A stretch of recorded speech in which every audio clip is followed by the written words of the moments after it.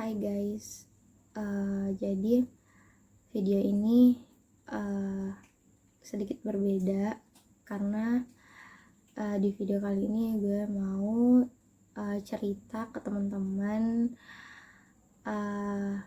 perjalanan hidup gue dari awal tahun 2021 sampai pertengahan tahun 2021 ini. Di akhir tahun di awal tahun 2020 itu gue punya firasat gue bakalan ketemu sama satu momen yang benar-benar gak bisa banget gue lupain. Firasatnya itu cukup jelas guys, karena gue dapat firasat itu dari lewat mimpi gue waktu itu, dan akhirnya gue nekat untuk berbisnis waktu itu. Gue nekat cari duit sendiri istilahnya. Nah, gara-gara ketakutan itu sih sebenarnya gue cari duit juga, karena gue takut gue ditinggalin sama orang-orang yang gue sayangi, terus gue belum siap gitu loh. Jadi gue mempersiapkan diri gue untuk ketemu sama momen itu.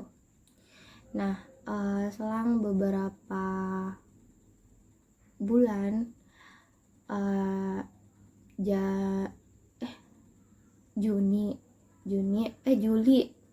Juli pas gue udah habis ulang tahun nih, gue dapat satu masalah, bukan masalah sih, satu cobaan, dimana sahabat gue, mungkin sahabat gue juga lagi nonton video ini. Sahabat gue ninggalin gue waktu itu karena masalah sepele gitu loh. Tapi gue nggak ada yang kayak marah sama dia atau kayak gue nggak kayak gue benci sama dia atau kayak gue menjauh dari dia. Oke. Dia di bulan Juni itu gue kehilangan sahabat gue, tapi alhamdulillah sekarang itu gue udah mulai kontekan sama sahabat gue karena sesuatu hal masalah itu terjadi gitu loh. Akhirnya gue stop Oriflame waktu itu gara-gara masalah kemarin. Gue stop dan gue mulai bisnis lain gitu loh, karena gue butuh duit, gue butuh nabung, gue butuh mempersiapkan kalau sewaktu-waktu ada yang terjadi. Itu pemikiran gue waktu itu. Nah, waktu akhir tahun 2020 gue minta izin kan sama nyokap. Waktu itu gue mau ke Makassar, lagi ada acara sama teman-teman. Gue minta izinnya cuman sehari, tapi waktu itu teman-teman nahan, katanya nggak usah dulu lah pulang, di sini dulu aja 1 atau 2 hari. Cuman hati udah gelisah banget gitu lah. Akhirnya pulang di Takalar. Seperti biasa gue disambut sama orang-orang di rumah, dan nyokap waktu itu masuk ke kamar. Nyokap bilang sama gue,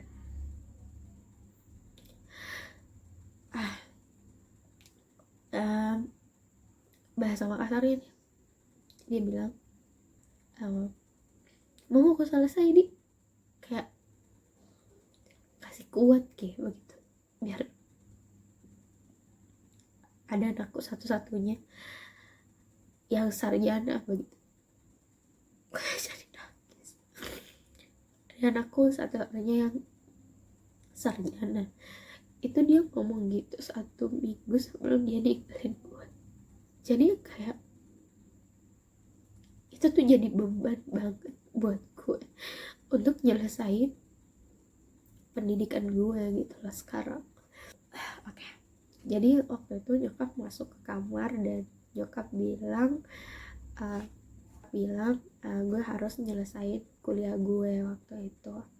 Nah, kebetulan waktu Desember itu kita kan libur semester nih, nanti Februari baru kita masuk lagi kuliah. Dan banyak banget pesan yang dia kasih ke gue. Salah satunya itu tadi, gue harus nyelesain kuliah, gue harus jaga diri, dan gue harus bisa cari duit sendiri. Awalnya gue anggap bahwasanya kata-kata ini tuh kata-kata yang biasa, harapan seorang ibu kepada anaknya untuk menyelesaikan kuliahnya gitu loh. Gue pikir itu adalah kata-kata yang nasihat seperti biasanya, tapi ternyata itu adalah wasiat yang dikasih sama nyokap ke gue sebelum dia pergi. Nah besoknya setelah kita berbincang cukup lama di dalam kamar gue, besoknya tuh beliau sakit, dia sakit, dan gue panik.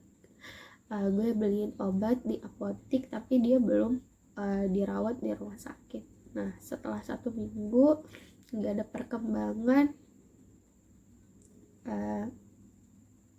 dia akhirnya gue bawa ke rumah sakit, dan 3 hari setelah itu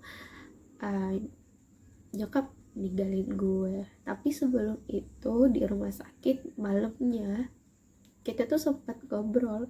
Jadi nyokap itu baru pulang di jam 6 sore habis sholat maghrib, pas mau sholat maghrib. Nah malamnya itu gue sempat ngobrol sama dia kalau gue udah punya tabungan, dan tabungan gue ini gue mau jadikan deposit di Pegadaian kah atau di mana kah gitu. Gue sempat ngasih tahu ke nyokap gue kalau gue punya rencana kayak gini, gue mau nabung sendiri biar gue bisa beli apa yang gue pengen gitu loh. Karena gue sempat nabung, gue tulis di celengan gue itu gue pengen beli kendaraan yang gue pengen, dan nyokap itu ngeliat, dia tahu kalau gue pengen banget beli itu gitu loh. Nah waktu sebelum dia berpulang, gue sempat cerita soal itu kalau gue mau punya tabungan sendiri, gue mau beli barang ini sendiri, gue mau nabung, nanti kalau uangnya udah kekumpul banyak nanti gue store ke dia sedikit demi sedikit gitu loh. Karena gue orangnya nggak bisa nabung, gue nggak bisa nyimpan duit banyak-banyak. Dan dia seneng gitu loh, dia happy, dia seneng, dia happy. Dan dia bilang sama gue kalau dia bangga punya gue. Dia bilang sama gue dia bangga punya gue. Akhirnya setelah kita berbincang semalaman, gue tidur dong, karena udah mau pagi. Gue tidur dan gue gelisah seharian, nggak tahu kenapa gelisahnya karena apa, cuman gelisah aja. Gue nggak mau jauh-jauh dari nyokap gue, yang mau gue lakuin cuma ngobrol sama dia,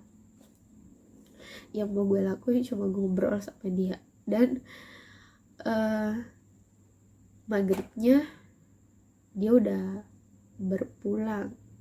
Nah setelah hari itu, waktu itu yang gue pikirkan setelah beliau berpulang, gue lihat dia udah dingin, udah kaku, udah nggak bisa ngomong. Dan waktu itu gue ada di sampingnya dia, gue persis ada di sampingnya dia sebelum dia sakratul maut. Jadi kayak sangat membebani banget gitu loh. Kayak kalau gue ingat kejadian itu gue bakalan gue nggak bisa ngelupain itu, gue nggak tahu gimana caranya gitu loh. Gue nggak tahu gimana caranya gue bisa ngelupain momen itu. Gue nggak tahu, gue udah berusaha tapi gue nggak bisa. Nah, setelah kejadian itu gue duduk di depan kamar nyokap, orang-orang udah pada datang, gue duduk. Yang gue pikirkan adalah kuliah gue, gimana caranya kuliah gue ini bisa selesai. Entah gimana pun caranya, mau itu gue ngerangkak, mau gue jualan gorengan di kampus atau apapun itu, gue harus tetap ngelakuin sesuatu biar gue bisa selesai. Karena apapun itu ya, gue akan ngelakuin apapun supaya kuliah gue bisa selesai. Kenapa? Karena itu menurut gue adalah salah satu wasiat nyokap gue sebelum dia pergi. Jadi meskipun nanti gue jualan gorengan di kampus, atau gue nanti lo lihat gue di pinggir jalan jualan tisu atau apapun itu karena semata-mata gue pengen nyelesain kuliah gue. Jadi kalau kalian ngeliat gue sekarang di Instagram, di Facebook, atau di WA, atau di manapun itu yang ngotot banget kerja, itu semua karena gue punya beban di bahu gue punya 2 beban guys. Gue punya 2 beban, satu kuliah, satunya lagi lo gak perlu tahu, yang jelas itu tuh harapan dari nyokap gue, cita-cita nyokap gue yang satunya, dan gue harus banget ngewujudin itu. Cuman yang jadi masalahnya adalah lingkungan gue yang gak mendukung gue sama sekali. Dan kayak gue ngerasa gue berjuang sendiri. It's okay, gue gak akan membebani orang lain untuk apa yang gue pengen.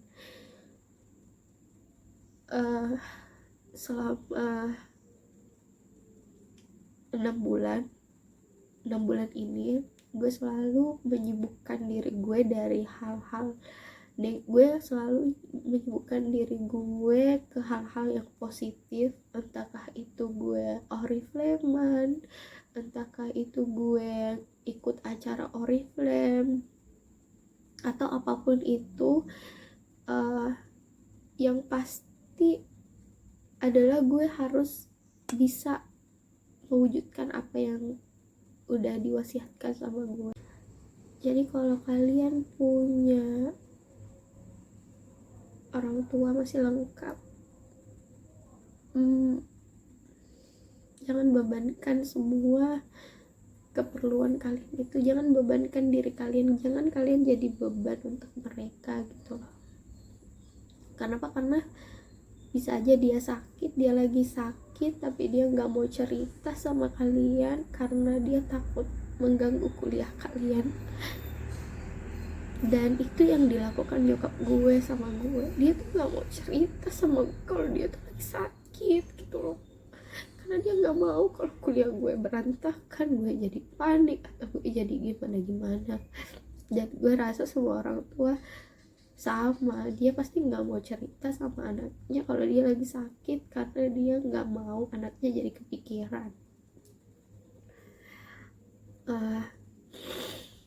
Dan orang-orang di sekitar gue juga pada tahu kalau seberapa dekat gue sama nyokap gue tuh kayak jari telunjuk dengan jari tengah, itu gue deket banget. Jadi kayak langit-langit pelindung gue itu udah pada runtuh guys. Gue kalau setiap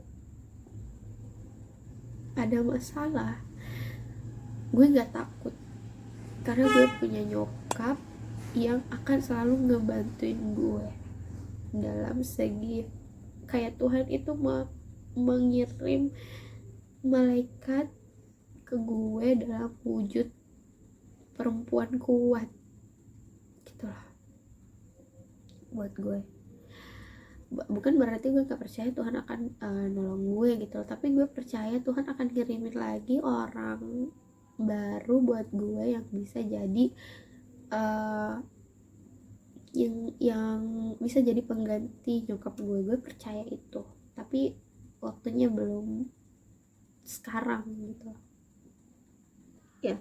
Gue deket banget sama dia dan gue ngerasa kehilangan, tapi gue juga gak bisa terus-terusan berlama-lama sedih. Cuman pasti ada satu momen, kalau misalnya nih gue lagi duduk kerja terus gue terlintas di kepala gue sesuatu yang aneh-aneh, pasti gue akan nangis. Ya, itu lagu. Kalian mungkin ngerasa gue adalah perempuan yang kuat banget, tapi sejatinya gue tuh lebih rapuh daripada kalian. Gue tuh jauh lebih mudah nangis daripada kalian. Gue tuh lebih apa ya, gue tuh sebenarnya lebih lemah daripada kalian, cuman gue kuat-kuatin gitu loh. Gue sekarang udah plong banget karena gue udah cerita, dan semoga kalian bisa dapat pelajarannya. Kalian bisa apa ya,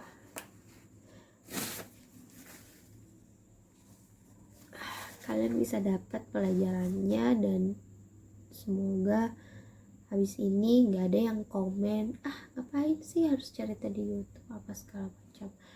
Itu karena gue pengen aja meluapkan semua perasaan gue, isi hati gue pengen ngeluapin itu, tapi gue nggak tahu ke siapa, kemana gitu loh. Jadi semoga kalian yang dengar video ini paham gimana perasaan gue. Makasih guys.